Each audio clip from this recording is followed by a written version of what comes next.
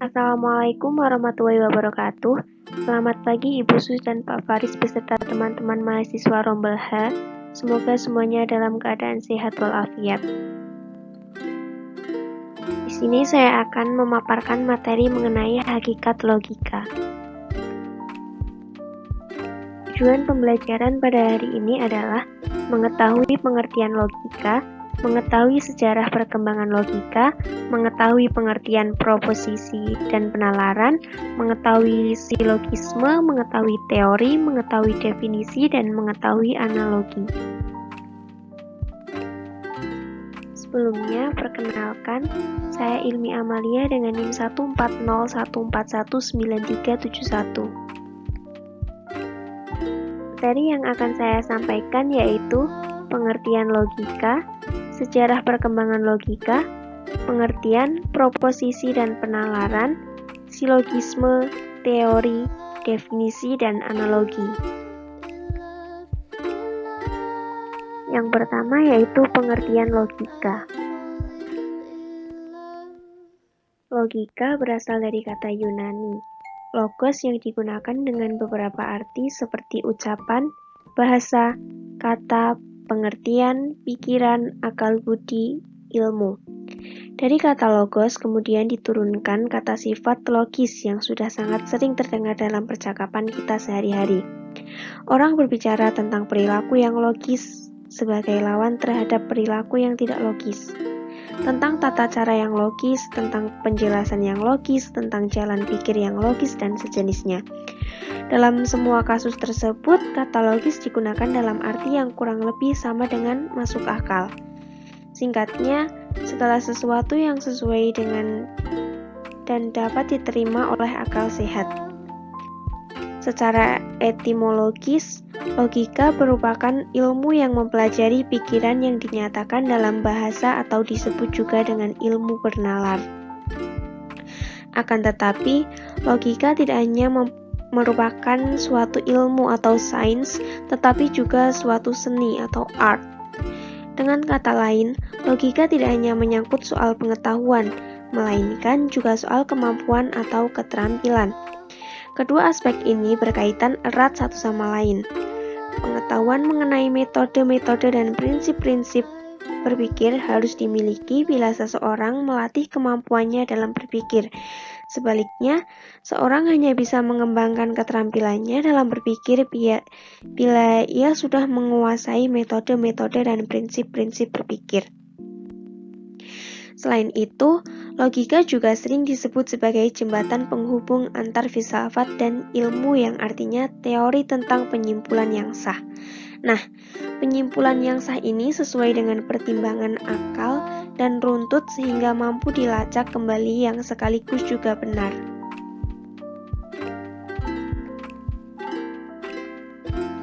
Selanjutnya, kegunaan logika.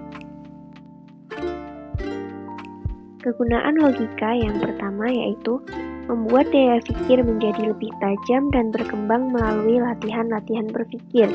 Oleh karenanya, akan mampu menganalisis serta mengungkapkan permasalahan secara runtut dan ilmiah.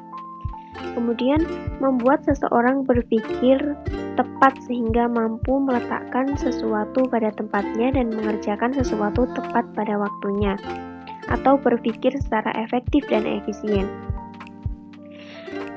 Selanjutnya, membuat seseorang mampu membedakan alur pikir yang benar dan alur pikir yang keliru, sehingga dapat menghasilkan kesimpulan yang benar dan terhindar dari menarik kesimpulan yang salah. Kemudian, membantu setiap orang yang mempelajari logika untuk berpikir secara rasional, kritis, lurus, tetap, tertib, metodis, dan koheren. Filsafat berpikir. Meningkatkan kemampuan berpikir secara abstrak, cermat, dan objektif. Menambah kecerdasan dan meningkatkan kemampuan berpikir secara tajam dan mandiri. Kemudian, memaksa dan mendorong orang untuk berpikir sendiri dengan menggunakan asas-asas sistematis. Selain itu, meningkatkan cinta akan kebenaran dan menghindari kesalahan-kesalahan berpikir, kekeliruan, serta kesesatan. Dan yang terakhir, mampu melakukan analisis terhadap suatu kejadian.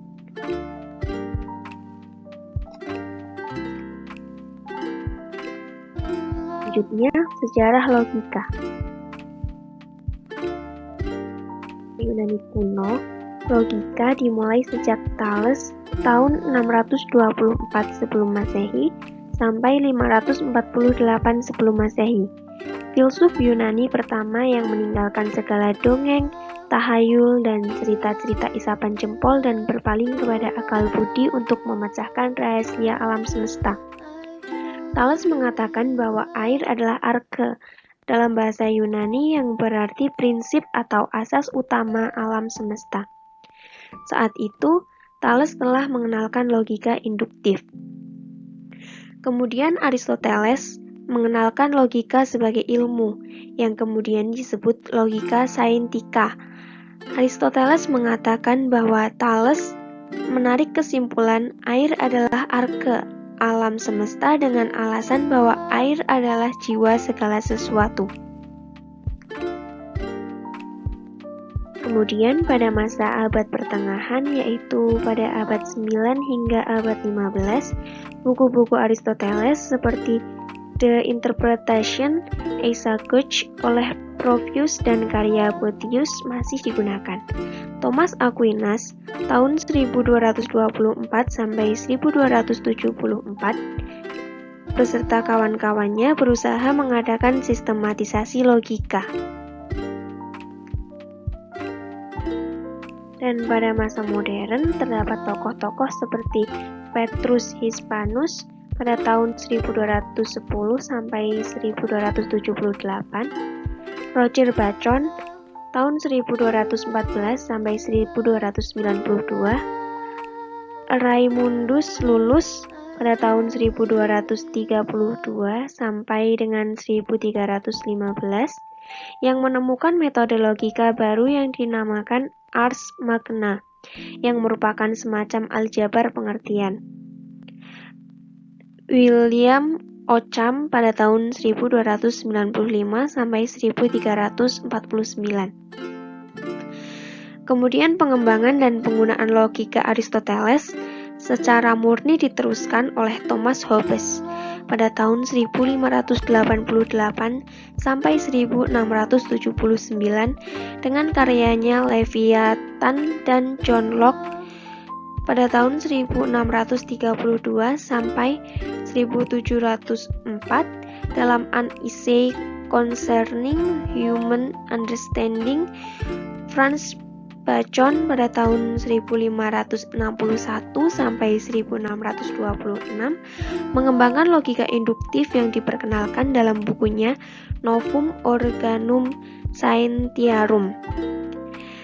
Kemudian C.S. Mills pada tahun 1806 sampai 1873 melanjutkan logika yang menekankan pada pemikiran induksi dalam bukunya System of Logic.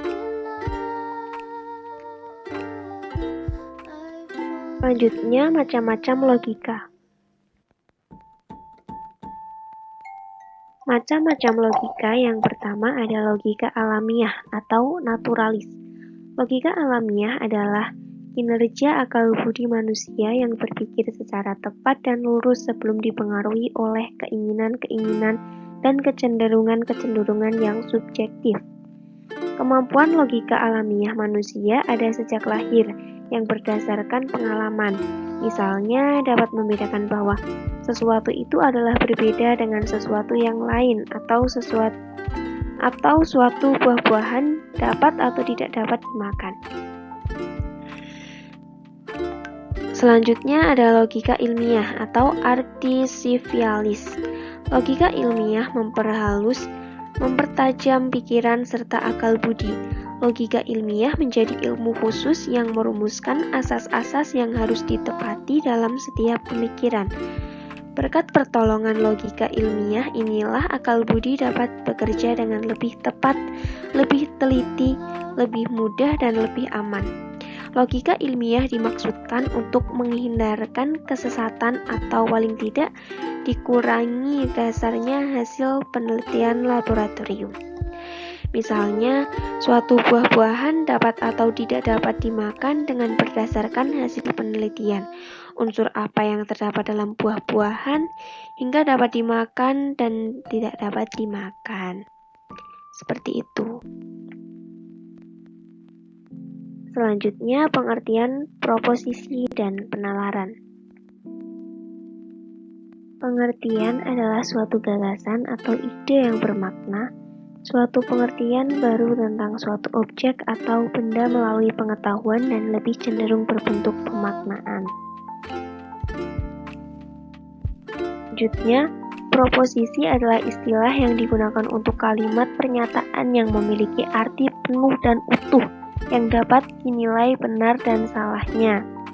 Contohnya, Hasan adalah anak yang pintar.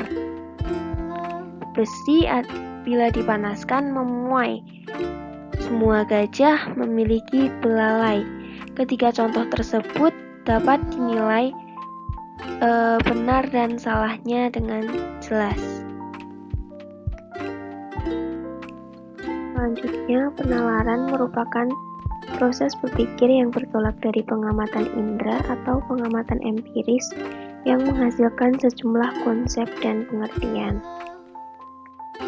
Berdasarkan pengamatan yang sejenis akan terbentuk proposisi-proposisi yang sejenis. Berdasarkan sejumlah proposisi yang diketahui atau dianggap benar, orang menyimpulkan sebuah proposisi baru yang sebelumnya tidak diketahui. Proses inilah yang disebut menalar. Selanjutnya ada silogisme. Silogisme ialah setiap penyimpulan tidak langsung yang dari dua proposisi atau premis-premis disimpulkan menjadi suatu proposisi baru atau kesimpulan. Premis yang pertama disebut premis umum atau premis mayor, dan premis yang kedua disebut premis khusus atau premis minor. Kesimpulan itu berhubungan erat sekali dengan premis-premis yang ada. Jika premis-premisnya benar, maka kesimpulannya juga benar.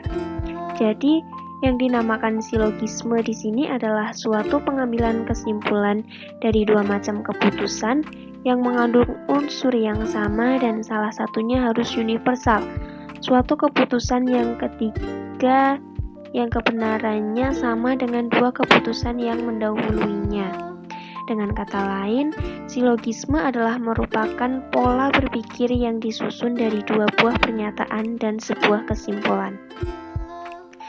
Contohnya, semua binatang mempunyai mata. Kalimat tersebut sebagai premis mayor. Kucing merupakan seekor binatang. Nah, kalimat ini merupakan premis minor. Jadi, kucing mempunyai mata. Nah, kalimat tersebut sebagai kesimpulan.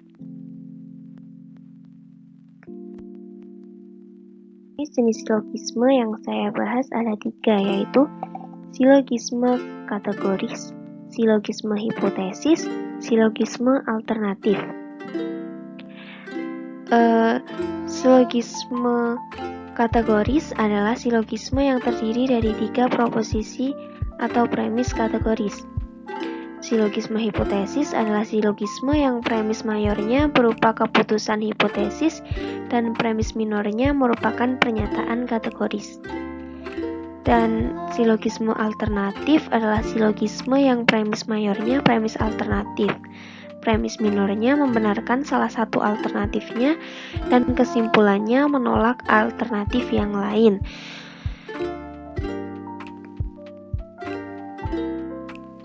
Selanjutnya ada teori. Teori adalah serangkaian asumsi, konsep, konstruk, definisi atau pengertian, dan proposisi untuk menerangkan fenomena sosial secara sistematis dengan cara merumuskan hubungan antar variabel. Materi selanjutnya yaitu definisi. Definisi adalah keterangan yang menguraikan atau menjelaskan tentang arti suatu kata juga ungkapan yang membatasi makna suatu kata atau ungkapan tersebut. Materi selanjutnya yaitu analogi. Analogi adalah proses penalaran berdasarkan pengamatan terhadap gejala khusus dengan membandingkan atau mengumpamakan suatu objek yang sudah teridentifikasi secara jelas terhadap objek yang dianalogikan sampai dengan kesimpulan yang berlaku umum. Contohnya, tindak kejahatan korupsi di Indonesia terus bertumbuh pesat. Baru saja ada yang tertangkap, sudah muncul banyak tersangka lain yang terus menghebohkan dunia perpolitikan Indonesia. Sama halnya dengan seperti pepatah mati satu tumbuh seribu.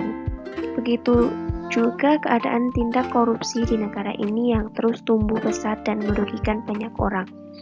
Nah, pepatah mati satu tumbuh seribu itu menganalogikan bahwa baru saja ada yang tertangkap mengenai kasus kejahatan korupsi, sudah banyak muncul tersangka lain yang menghebohkan dunia perpolitikan. Seperti itu. Bahan diskusinya yaitu logika mempelajari masalah penalaran. Akan tetapi, tidak semua kegiatan berpikir adalah sebuah penalaran. Mengapa hal tersebut dapat terjadi dan berikan contohnya. Sekian yang dapat saya sampaikan. Kurang dan lebihnya mohon dimaafkan. Semoga bermanfaat. Terima kasih. Wassalamualaikum warahmatullahi wabarakatuh.